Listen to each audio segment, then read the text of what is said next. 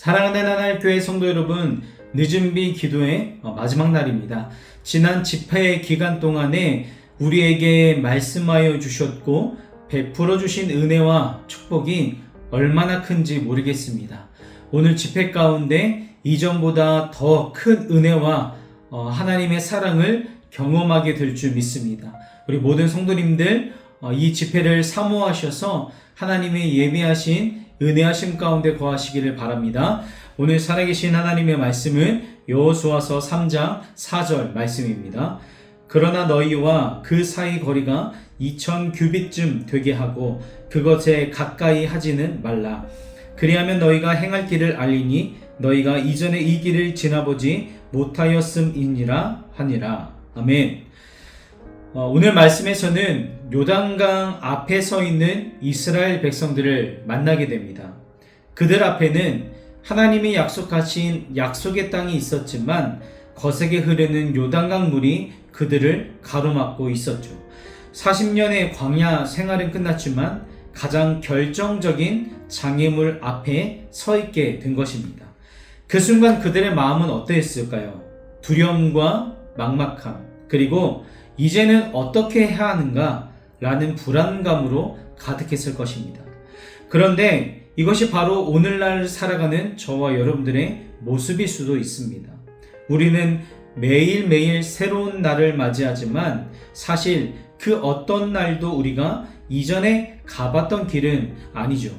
우리는 한 번도 살아보지 않았던 미래, 한 번도 겪어보지 못한 문제들 앞에서 인생의 요단강을 자주 만나곤 합니다.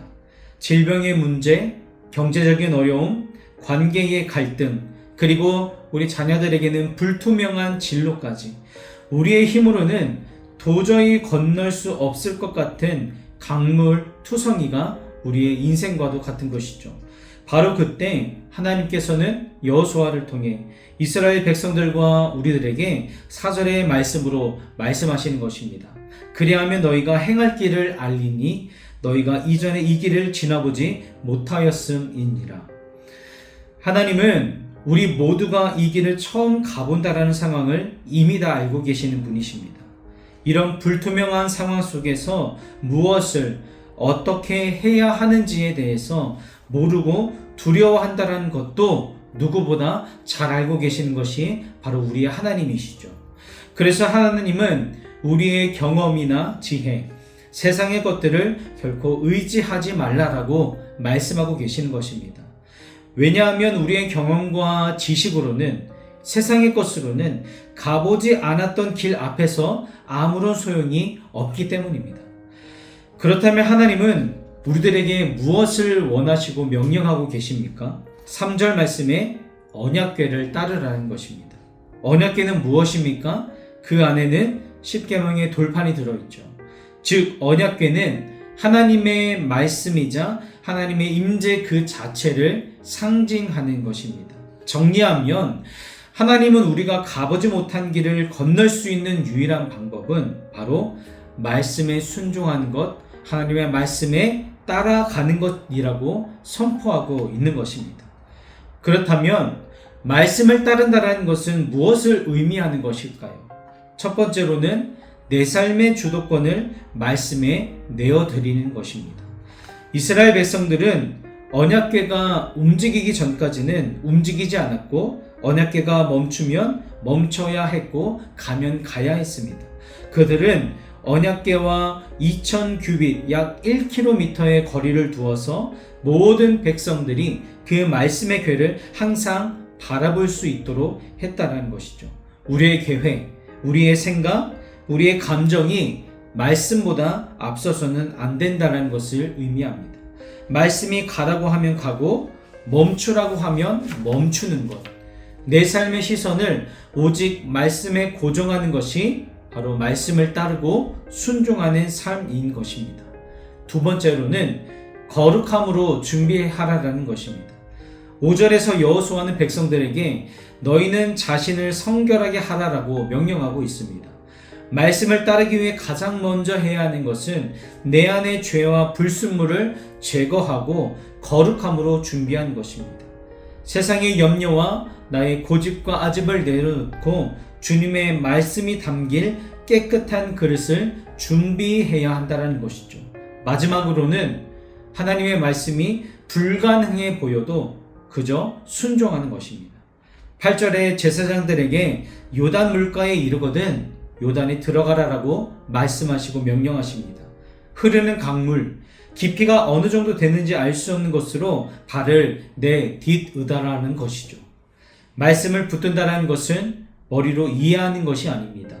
불가능해 보이는 상황 속에서도 그 말씀을 믿고 발을 내딛는 순종이 바로 말씀을 따라가는 것입니다. 사랑하는 성도 여러분, 지금 어떤 요단강이 저와 여러분들의 앞을 가로막고 있습니까? 우리가 한 번도 가보지 못한 어떤 미래들 앞에서 두려워하고 계십니까? 그렇다면 우리가 가보지 않은 그 길을 아시는 유일한 분, 그것을 해결하시는 분은 바로 하나님이시라는 것을 우리가 잊지 않기를 간절히 소망합니다.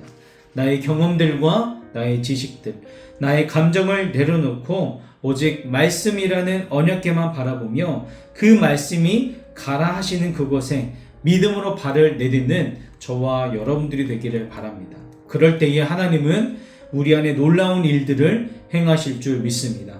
우리 모든 성도님들이 그 역사를 경험하는 우리 복된 삶을 살아가시기를 주님의 이름으로 축복합니다.